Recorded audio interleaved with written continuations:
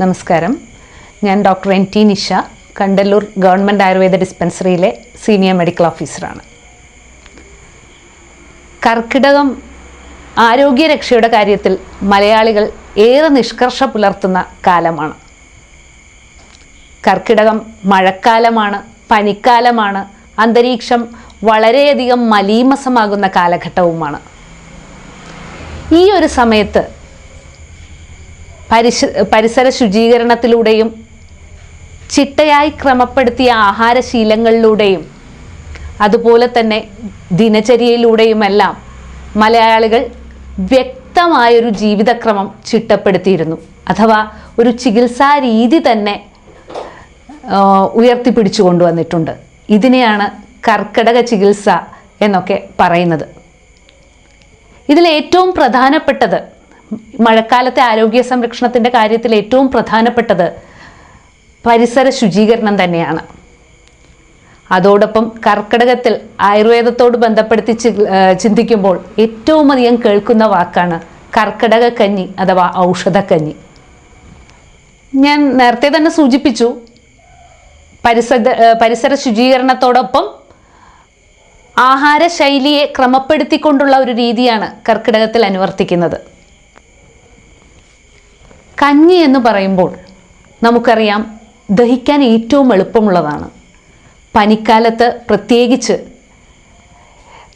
ആവശ്യമുള്ള ദ്രവാംശവും പോഷകാംശവും ഒരുപോലെ നൽകുന്നതും അതോടൊപ്പം തന്നെ രോഗപ്രതിരോധത്തിനും ആരോഗ്യവർദ്ധനവിനും ഉതകുന്ന ഔഷധാംശങ്ങൾ എത്തിക്കുന്നതിനും സാധിക്കുന്ന വളരെ പ്രയോജനപ്രദമായ ഒരു മീഡിയം കൂടിയാണ് കഞ്ഞി. അതുകൊണ്ട് തന്നെ ആവണം കർക്കിടകത്തിൽ കഞ്ഞി പ്രത്യേകമായി നിർദ്ദേശിക്കപ്പെട്ടിരിക്കുന്നത്. ഇപ്പോൾ മാർക്കറ്റിൽ നമുക്ക് കർക്കിടക കഞ്ഞി കിറ്റുകൾ അവൈലബിൾ ആണ്. എന്നാൽ നമുക്ക് കടയിൽ നിന്ന് വാങ്ങുന്ന വിലയേറിയ ഔഷധക്കൂട്ടുകളുടെ ഒന്നും തന്നെ ആവശ്യമില്ല. മുറ്റത്തേക്ക് ഈ കർക്കിടകമാകുമ്പോൾ ഒന്ന് കണ്ണോടിച്ചാൽ നമുക്ക് ആവശ്യമുള്ള കർക്കിടക കഞ്ഞിക്കുള്ള കൂട്ടുകൾ ലഭിക്കും. മുറ്റത്തേക്കൊന്ന് നോക്കിയാൽ കാണാം, ഈ മഴ വരുമ്പോൾ പൂവാങ്കുറുന്നലും കയ്യോന്നിയും തുമ്പയും കറുകയും എല്ലാം തലപൊക്കി നിൽക്കുന്നത് കാണാം. ഇതിൻ്റെയൊക്കെ ചാറ് പിഴിഞ്ഞെടുത്താൽ നമുക്ക് വളരെയധികം ഔഷധ ഗുണമുള്ള കഞ്ഞിക്ക് വേണ്ട ദ്രവ ഭാഗം ലഭിക്കും. ഓരോ ആരോഗ്യമുള്ള ഒരു വ്യക്തിയെ സംബന്ധിച്ചിടത്തോളം കർക്കിടകത്തിൽ മുളച്ചു പൊങ്ങുന്ന ദശപുഷ്പങ്ങളുടെയൊക്കെ ചാറ് നമുക്ക് കഞ്ഞി ഉണ്ടാക്കാൻ ഉപയോഗിക്കാം. പ്രമേഹ രോഗികളൊക്കെ ആണെങ്കിൽ നമുക്ക് ഈ ഔഷധക്കൂട്ടുകളിൽ ചെറുളയൊക്കെ അധികമായെടുത്ത് നീര് പിഴിഞ്ഞെടുക്കാം. നടുവേദനയും നടുവിന് നീർക്കെട്ടുമുള്ളവരൊക്കെ ആണെങ്കിൽ കരിനൊച്ചിയുടെ ചാറ് കൂടുതലായി പിഴിഞ്ഞെടുക്കാം.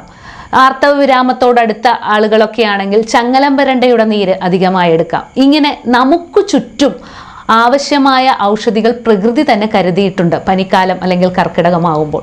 അപ്പോൾ ഇതിൽ നമ്മുടെ ആരോഗ്യസ്ഥിതിക്ക് അനുസരിച്ച് ഇക്കാര്യത്തിൽ നിങ്ങൾക്ക് ഒരു ആയുർവേദ ഡോക്ടറുടെ ഉപദേശം കൂടി സ്വീകരിക്കുകയാണെങ്കിൽ വളരെ ഫലപ്രദമായി ഔഷധക്കഞ്ഞി നിങ്ങളുടെ ആരോഗ്യത്തിനനുസരിച്ച് നിർമ്മിച്ചെടുക്കുവാൻ കഴിയും. അപ്പോൾ ഞാൻ പറഞ്ഞ ഈ ഔഷധക്കൂട്ടുകളുടെ പച്ചമരുന്നുകളുടെ ചാറെടുത്ത് വെച്ച് അതിൽ ഈ നമ്മൾ അരി വേവിക്കണം. അപ്പോൾ പൊതുവേ നമ്മൾ ഞവരയരിയാണ് കർക്കിടക കഞ്ഞിക്ക് പൊതുവേ എല്ലാവരും എടുത്തു കാണുന്നത്. തവിടുള്ളത് കൊണ്ടും വളരെയധികം പോഷക സമൃദ്ധമായത് കൊണ്ട് തന്നെയും ഞവര വളരെ വിശേഷമാണ്.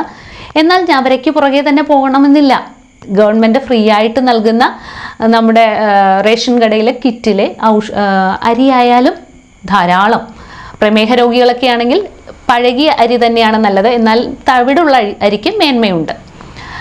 ഈ അരി സ്വല്പം 1.5 കപ്പോളം അരി എടുക്കുകയാണെങ്കിൽ ഒരു 2 ടേബിൾ സ്പൂൺ ചെറുപയറും സ്വല്പം ആശാളിയും ഉലുവയും ഒക്കെ ചേർത്ത് കുതിർത്ത് വെച്ചിട്ട് ഈ നമ്മൾ നേരത്തെ എടുത്തു വെച്ച നമ്മുടെ ചുറ്റുമുള്ള ഔഷധികളുടെ ചാറിൽ ഈ അരി വേവിച്ചെടുക്കാം. പ്രഷർ കുക്കറിൽ തന്നെ നമുക്ക് വേവിച്ചെടുക്കാം.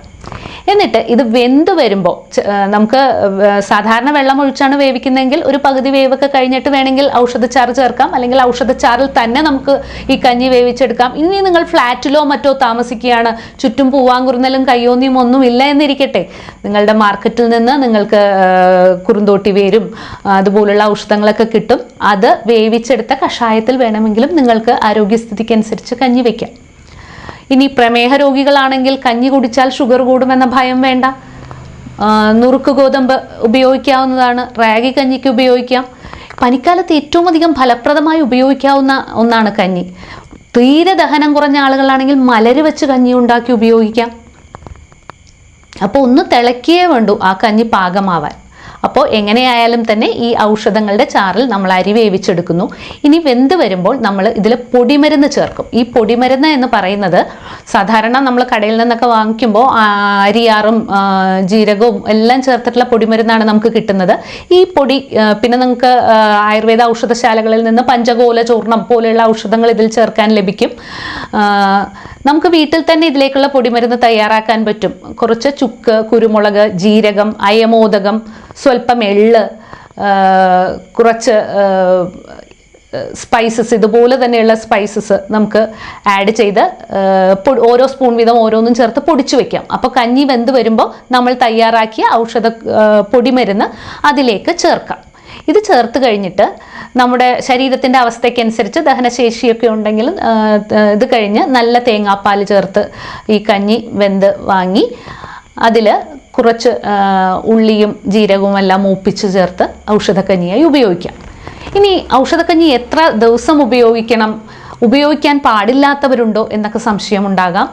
തീർച്ചയായും നിങ്ങളൊരു രോഗിയാണെങ്കിൽ ഡോക്ടറുടെ ഉപദേശപ്രകാരം തന്നെയാണ് ഔഷധക്കഞ്ഞി ഉപയോഗിക്കേണ്ടത്. പ്രത്യേകിച്ച് അൾസർ പോലുള്ള അസുഖമൊക്കെ ഉണ്ടെങ്കിൽ അധികം തീക്ഷ്ണമായ ഈ ചുക്ക് പോലുള്ള ഔഷധങ്ങളൊക്കെ നമ്മൾ ഒഴിവാക്കിക്കൊണ്ട് അവരുടെ പ്രകൃതിക്ക് അനുസരിച്ച് ഔഷധങ്ങൾ ചേർത്ത് വേണം നമ്മൾ ഔഷധക്കഞ്ഞി തയ്യാറാക്കേണ്ടത്. പൊതുവെ 7 ദിവസമാണ് നമ്മൾ പൊതുവെ ഇത്തരം ഔഷധക്കൂട്ടുകൾ ഏറ്റവും കുറഞ്ഞ കാലയളവിൽ ഉപയോഗിക്കുന്ന. അത്രയും ദിവസം ഉപയോഗിക്കുമ്പോൾ ഏകദേശം ശരീരത്തിൽ എല്ലാ ധാതുക്കൾക്കും പോഷകം ലഭിക്കും എന്നാണ് നമ്മൾ സങ്കല്പിക്കുന്നത്. ഇങ്ങനെ പനിക്കാലത്ത് ആരോഗ്യമുള്ളവർക്കായാലും പനിയുള്ളവർക്കായാലും എളുപ്പം ദഹിക്കുന്ന, ഏറെ പോഷക ഗുണമുള്ള, അതുപോലെ തന്നെ രോഗത്തിന് അനുയോജ്യമായ വിധത്തിൽ ക്രമീകരിച്ച് നമുക്ക് കഞ്ഞി എന്ന മലയാളികളുടെ ഏറ്റവും പ്രിയപ്പെട്ട ആഹാരം തന്നെ ഔഷധമാക്കി നമുക്ക് ഉപയോഗിക്കാം. ഇതാണ് കർക്കിടകക്കഞ്ഞി. കർക്കിടകക്കഞ്ഞിയിലൂടെ നമുക്ക് ആരോഗ്യം സംരക്ഷിച്ച് രോഗം വരാതെ ശ്രദ്ധിക്കാൻ കഴിയും. കാരണം നമ്മൾ ഇതിൽ ഉപയോഗിക്കുന്ന പൂവാങ്കുറുന്നൽ മുതൽ എല്ലാം തന്നെ ഇന്നത്തെ ഈ നമ്മൾ പേടിക്കുന്ന സിക്ക, കോവിഡ് മുതലായ രോഗങ്ങളൊക്കെ ഉണ്ടാക്കുന്ന അണുജീവികളെ പ്രതിരോധിക്കാൻ പര്യാപ്തമാണ്. അപ്പോൾ ഈ പനിക്കാലത്ത് പ്രത്യേകിച്ച് സിക്ക, ഡെങ്കി, കോവിഡൊക്കെ പടരുന്ന ഈ കാലത്ത് വളരെ അനുയോജ്യമായ ആഹാരം തന്നെ ഔഷധമാകുന്ന ഒരു ഔഷധസിദ്ധമായ പ്രയോഗമാണ് കർക്കിടകക്കഞ്ഞി. കർക്കിടക മാസത്തിൽ കഞ്ഞി ഉണ്ടാക്കാൻ സാധാരണയായി ചാറ് പിഴിഞ്ഞെടുക്കാനായിട്ട് എടുക്കുന്നത് ഏറ്റവും അധികം ദശപുഷ്പങ്ങളിൽ നിന്നാണ്. അതായത് കറുക, ഉഴിഞ്ഞ, മുയൽച്ചെവിയൻ, പൂവാങ്കുറുനില, അതുപോലെ തന്നെ കയ്യോന്നി, ഇങ്ങനെ ദശപുഷ്പത്തിലെ എല്ലാത്തിൻ്റെയും തന്നെ നീര് നമുക്ക് പിഴിഞ്ഞെടുക്കാൻ പറ്റും. പ്രമേഹമുള്ളവർക്ക് ഇതിൽ ചെറുള ദശപുഷ്പത്തിൽ പെടുന്നതാണ്. ചെറുളയുടെ ചാറ് അധികമായിട്ട് എടുക്കാം. നടുവേദനയുള്ളവർക്ക് കരിനൊച്ചി അധികമായി എടുക്കാം. ചങ്ങലം വരണ്ട, അതുപോലെ തന്നെ വഴിയരികിലൊക്കെ കാണുന്ന പൂവാങ്കുറുനില, തിരുതാളി, ദശപുഷ്പത്തിൽ തന്നെ വരുന്ന തിരുതാളി, വിഷ്ണുക്രാന്തി, ഇതിൻ്റെ എല്ലാം ചാറ് പിഴിഞ്ഞ് എടുത്തു വെക്കുന്നു. ഇത് ഉപയോഗിച്ചാണ് നമ്മൾ കഞ്ഞി വെക്കുന്നത്. ഇനി ഈ കഞ്ഞിയിൽ തന്നെ പോഷക സമൃദ്ധമാക്കാൻ നമുക്ക് ചെറുപയർ ചേർക്കാം. 1.5 കപ്പ് അരിക്ക് ഏകദേശം 2 ടേബിൾ സ്പൂണോളമാണ് നമ്മൾ ചെറുപയർ ചേർക്കുന്നത്. പിന്നെ പ്രധാനപ്പെട്ട ഔഷധക്കഞ്ഞിയിലെ ഏറ്റവും പ്രധാനപ്പെട്ട അംശം എന്ന് പറയുന്നത് അതിൽ ചേർക്കുന്ന പൊടിമരുന്നാണ്. ഈ പൊടിമരുന്ന് നമുക്ക് കടയിൽ നിന്ന് പഞ്ചകോല ചൂർണം എന്നൊക്കെ പറഞ്ഞ് വാങ്ങാൻ കിട്ടും. അതുമല്ലെങ്കിൽ നമുക്ക് വീട്ടിൽ പൊടിച്ചു വെക്കാം. അയമോദകം, ചുക്ക്, കുരുമുളക്, ജീരകം, മല്ലി, അതുപോലെ തന്നെ എള്ള്, അരിയാറ്, ജീരകം 3, ഇങ്ങനെ നമുക്ക് പലതരം ഔഷധികൾ ഇതിനായിട്ട് ഉപയോഗിക്കാവുന്നതാണ്. വീട്ടിൽ നമുക്ക് ഏതൊക്കെയാണോ ലഭ്യമാകുന്നത് ദഹനത്തെ ഉത്തേജിപ്പിക്കുന്ന ഇത്തരം സാധനങ്ങളെല്ലാം ഓരോ സ്പൂൺ വീതം എടുത്ത് പൊടിച്ചു വെച്ച് കഞ്ഞിയിൽ, ഒരു 4 ആൾക്കുള്ള കഞ്ഞിയിൽ 1 സ്പൂൺ എന്നുള്ള കണക്കിൽ നമുക്ക് ചേർക്കാവുന്നതാണ്. ഇവിടെ പ്രത്യേകം ശ്രദ്ധിക്കാനുള്ളത്, അസുഖമുള്ളവരുണ്ടെങ്കിൽ തീർച്ചയായും വൈദ്യനിർദ്ദേശപ്രകാരം തന്നെ പൊടിമരുന്നുകൾ തിരഞ്ഞെടുക്കേണ്ടതാണ് എന്നുള്ളതാണ്.